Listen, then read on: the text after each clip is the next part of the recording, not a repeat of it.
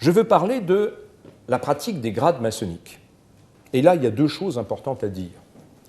La première, c'est que la césure, qui est aujourd'hui une sorte de principe incontournable dans la franc-maçonnerie universelle, la césure entre les trois premiers grades, qui seraient en quelque sorte l'essentiel du cœur de la vraie maçonnerie, et les hauts grades, qui sont un monde différent, séparé, fermé, d'ailleurs dont on parle parfois à mots couverts, et qui n'ont aucun caractère obligatoire, sachant que le grade de maître, ouvrez les guillemets, est le grade suprême de la maçonnerie qui donne à son titulaire toute la plénitude de ses pouvoirs, fermez les guillemets, eh bien tout cela n'a strictement rien à voir, mais rien du tout, avec la pratique maçonnique du XVIIIe siècle.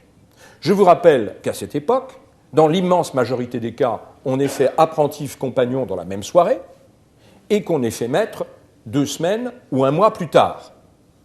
Et qu'une fois qu'on a expédié tout ça, on vous dit, à peu près dans ces termes-là, maintenant, les choses sérieuses vont commencer. D'ailleurs, vous savez très bien que les anciens grades, après le grade de maître, vont s'appeler maître secret, maître parfait, maître irlandais, maître écossais, maître quelque chose.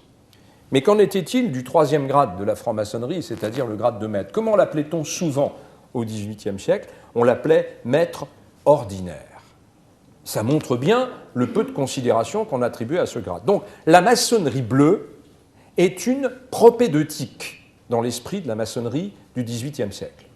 La maçonnerie bleue, c'est le petit pécule de départ pour que vous ayez une vague identité maçonnique.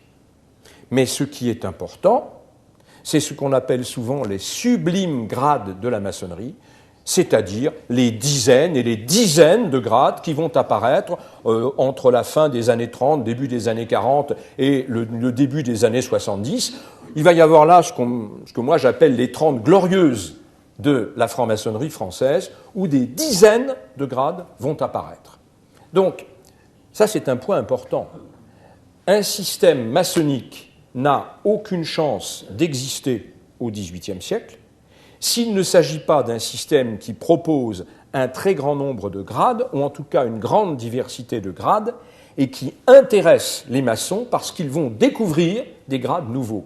L'activité fondamentale d'un franc-maçon du XVIIIe siècle, c'est de collectionner les grades. Et d'ailleurs, Villermoz, évidemment, qu'on ne va pas pouvoir éviter de mentionner à plusieurs reprises dans notre colloque d'aujourd'hui, a écrit un jour que dès son initiation, il est initié, vous le savez, à l'âge de 20 ans, dès son initiation, il a acquis la certitude que la franc-maçonnerie renfermait, dit-il, des connaissances rares, précieuses et consolantes, et que cette opinion, ajoute-t-il, est devenue dès cet instant sa boussole.